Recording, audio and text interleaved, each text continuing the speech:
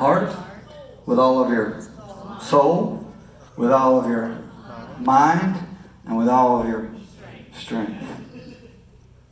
And then there's this one version that says, and the second is equally important. I like that version. That's very interesting that it says that. Equally important. And it is to love your neighbor as yourself. You're to love people. And then Jesus goes even further. Kind of makes Christianity to where a 3-year-old can understand it. He says, every single law of Moses and all of the writings of the prophets, everything that's ever been written about me, hang on these 2 commandments. They're all connected to these 2. They all come from these 2. These are what you need to know. To love me with all of your heart, your soul, your mind, your strength, and to love people. Now, I'll just go ahead and tell you right now, all of us are different. I just went through a whole big thing that you're all unique. You all have different talents. You all are different heights. Some of you can slam dunk a basketball, and I'm extremely jealous about that. And I'd love to trade places, but God did not want me to be able to do that. So I just am okay with that. It's fine.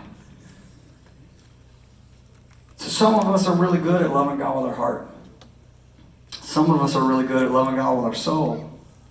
Some of us are really good at loving God with our mind. Some of us are really good at loving God with our strength. Some of us are really good at loving people. Now, which one of those was more important than the other one?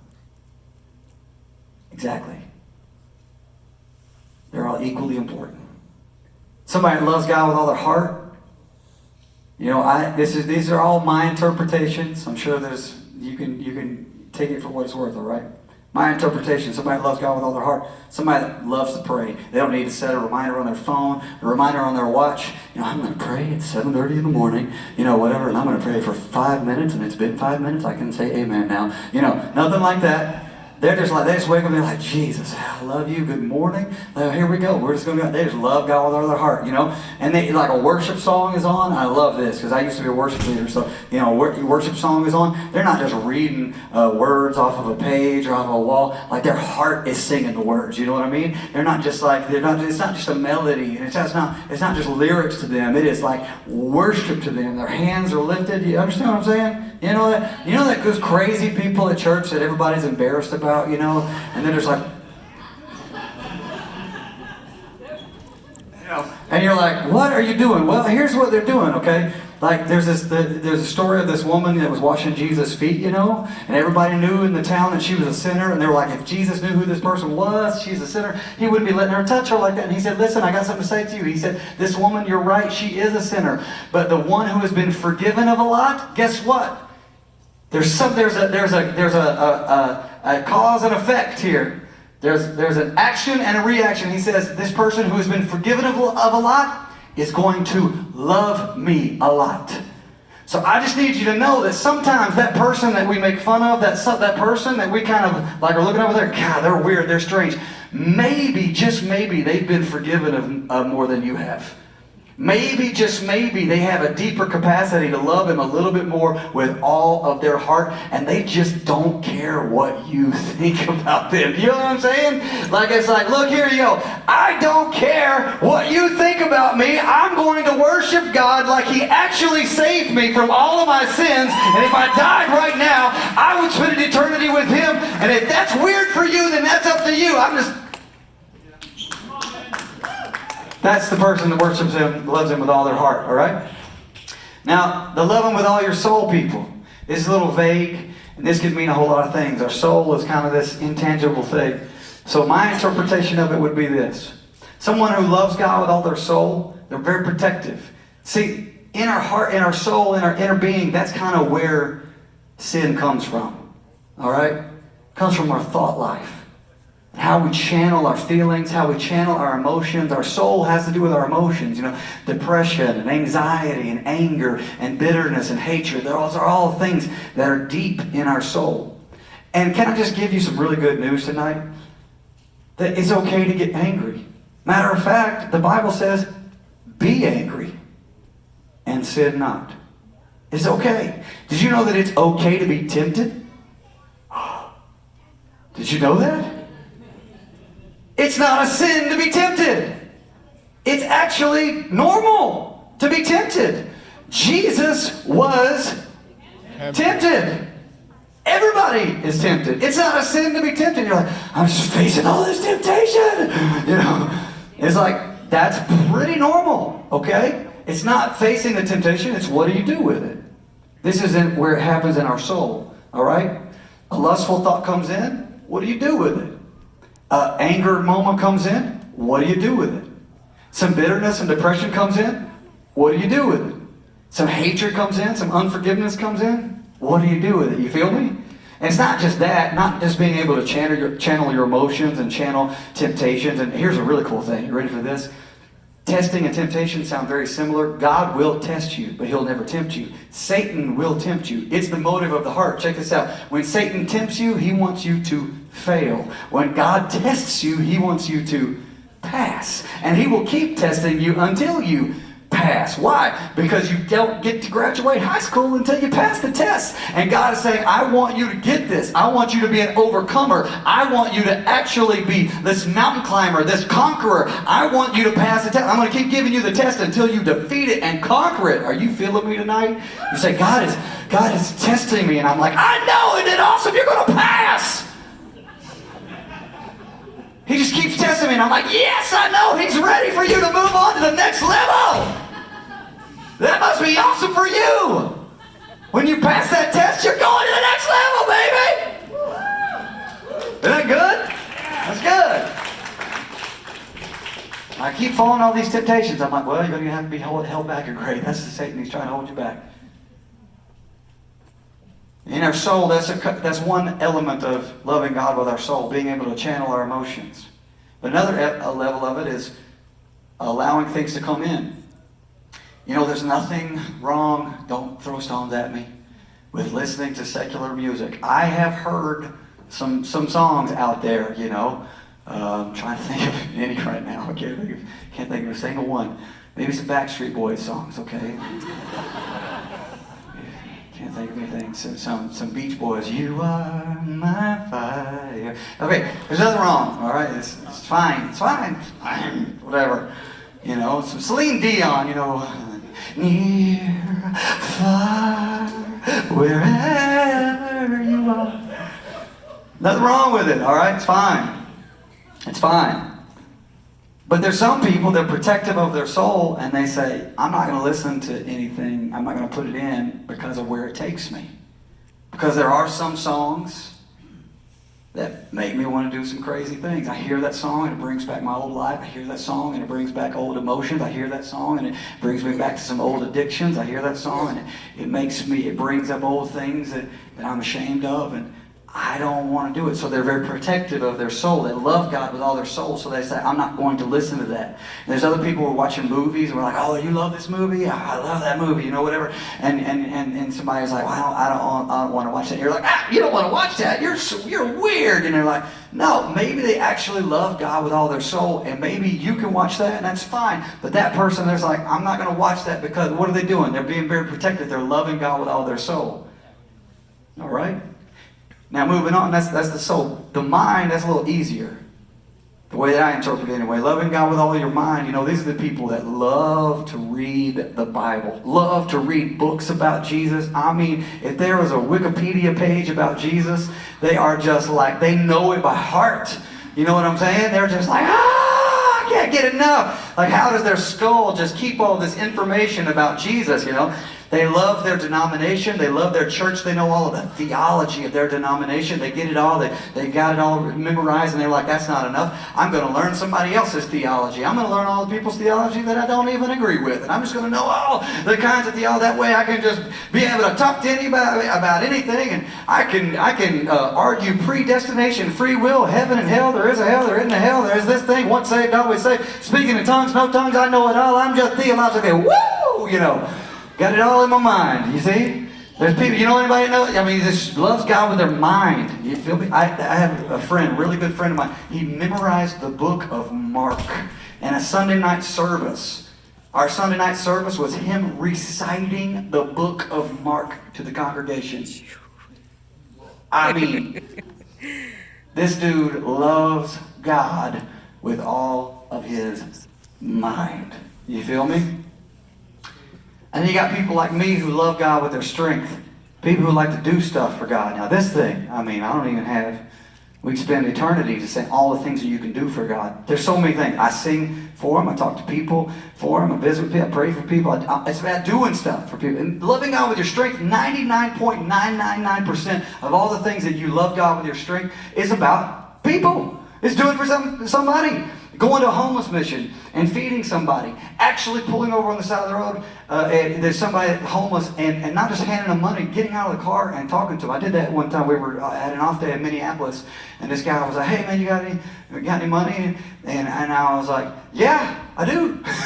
He's like, "Can I have some?" I'm like, "I got to do you one better. Let's go to IHOP. Let's have some breakfast." So I just took the guy. We sat down and we just had breakfast for an hour. You know, just hung out, you know. Just look him in the eye and let him know that he is actually a human being. He's not just somebody, I'm just trying to get out of my way. Okay, yeah, just take the $5. Leave it up. Stop talking to me, you know. Just, hey, let's talk. What do you want to do? Let's hang out. This guy's been, you know, all he sees is people just trying to push him away. Let's do that. I love God with my strength. I'm good at it. But now check this out. So it could mean anything, you know. You could do anything. What if you called your church? You're like, how do I love God with my strength? If you called your church and you're like, what do you need? And then you say yes to whatever that is. I need somebody to clean the church. I need somebody to mow the lawn.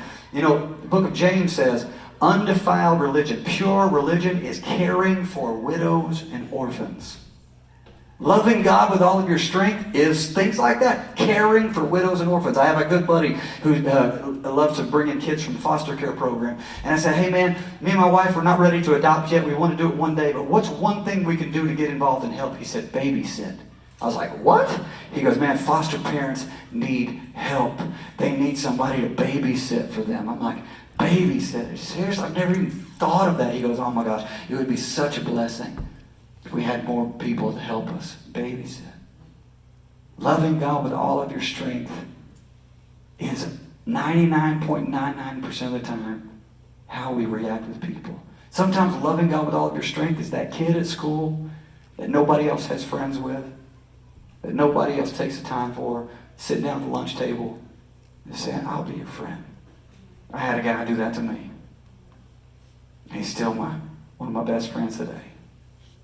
He's texted me yesterday saying how much appreciates our friendship. I'm like, I appreciate yours. Nobody was even sitting with me till you came and sat here. Y'all think this guy on the stage with the microphone's always had friends, right? You don't know, man, what somebody comes into your life and just loves on you. What it'll do. What a miraculous thing it'll do for you when you know that somebody cares about you. When you have a friend who's just going to love you. You don't need to be cool for them. You don't need to be anybody else but just yourself.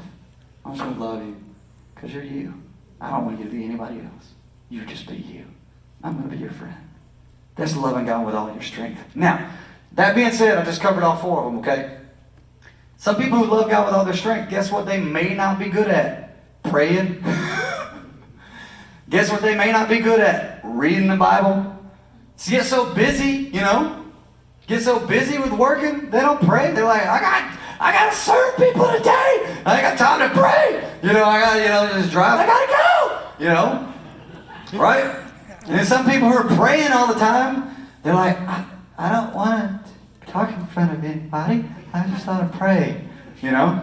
Somebody who might be loving God with all their soul, they're introverted, you know, and they're just really just holy. And they don't have a problem with sin, right? You know, and they're good. They're very protective, and they're able to channel their anger and channel their emotions and channel the temptation and just respond to God correctly. They just love God with their soul and with holiness and righteousness. But like, you know, getting around people and like doing anything, they're like, that makes me really uncomfortable. So, like I said before, all of us are good at one, right? Go ahead and just tell me if right now, just lift up your hand if you already know which one you're good at. Just tell me which one, if you're good at one and you know which one you're good at, all right? All right, here's what I want you to do. You just basically took the love test. Now you know which one you're good at. Now here's what I want you to do. I want you to take the one that you're not good at, or the 2 or the 3 that you're not good at, and I want you for 7 days to commit. If the one that you're not good at is loving Him with all your heart, praying, worshiping Him, spending time with Him, the emotional side of a relationship with God, then I want to challenge you 7 days. Wake up every single day. I know there's some people that don't need to set a reminder, but if you're not good at it, you need to set a reminder. Siri, remind me to pray today. All right? I'm serious. And I want you to actually do it, all right? If you lifted up your hand and you said, I know which one I'm good at, then whichever one you're not good at, if that's it, I want you to do it. You with me? I want you to turn on a worship song. I don't want you to sing the song with your mind. I want you to love Him with your heart. I want you to sing it with your heart. Whatever that worship song is, I want your heart to say the words, not your mouth. You feel me? All right? We good? Some of you, for your soul, you're like, I'm not good at this. I follow temptation. I get angry. I blow up. I get tempted and I sin. Or I just let everything in. I just watch whatever and I just listen to whatever. And then, I'm depressed. I'm anxious. I've got bitterness. There's people in this world that I hate. Okay, here's what we're going to do.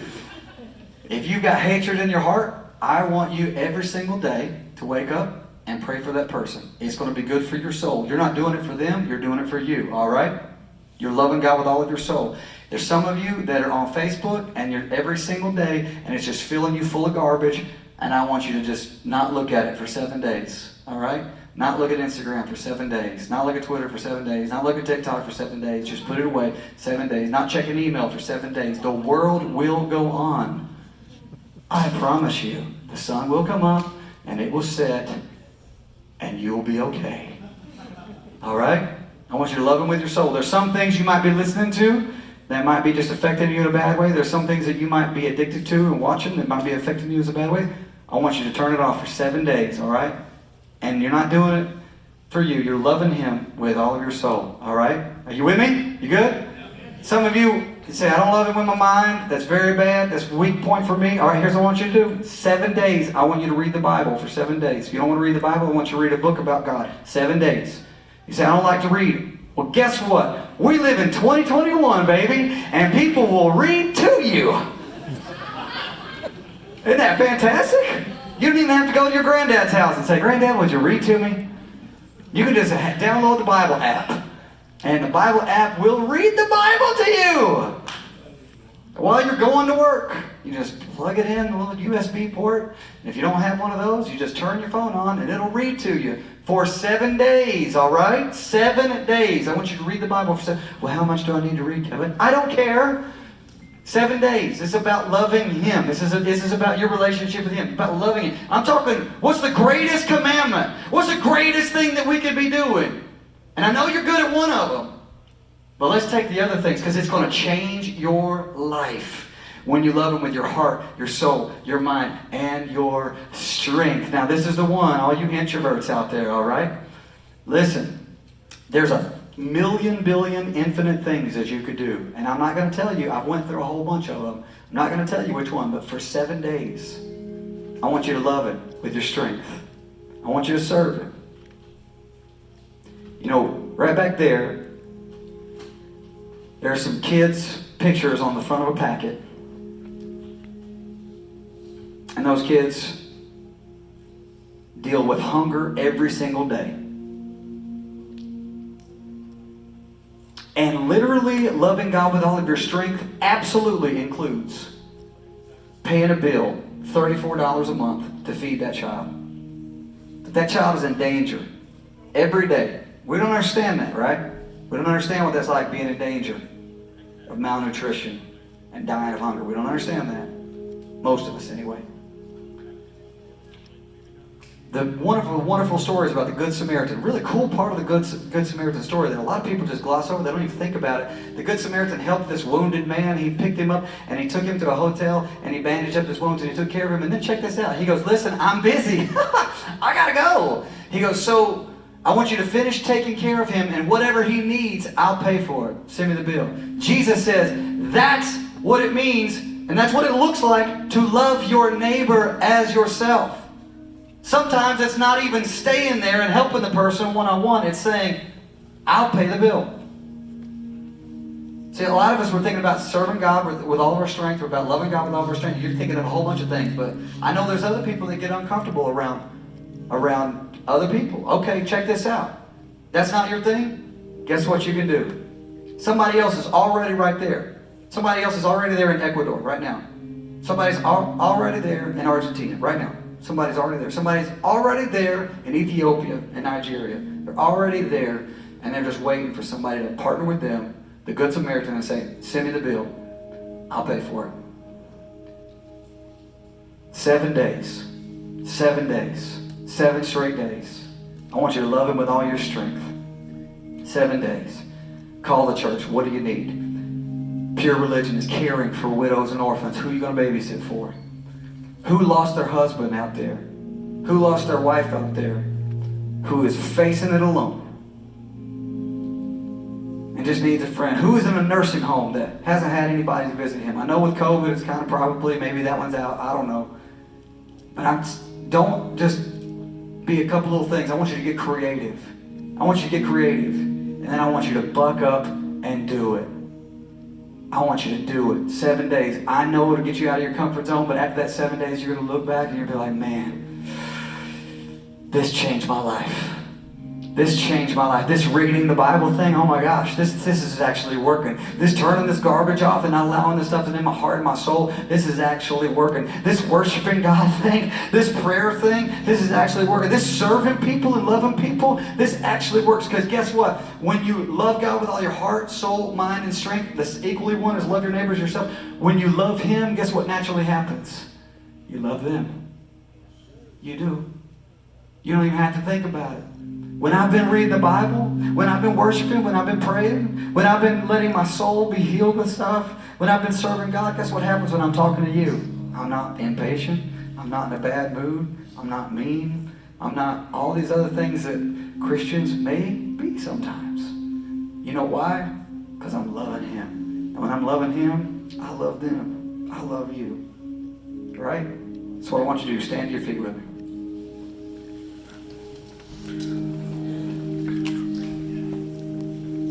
If you're here tonight, you want to make that commitment, everybody close your eyes right now. If you're a Christian, if you're a believer, and you say there's some areas that I don't love God completely with, my heart, soul, mind, strength, one of those, and you say I want to make that commitment tonight,